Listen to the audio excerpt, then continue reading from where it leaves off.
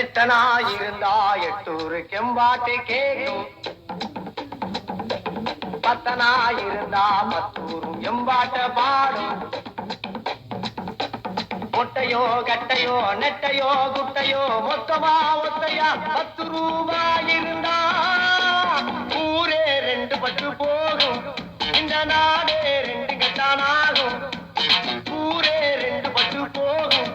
இந்த நாடே 2 கட்டானாகும்.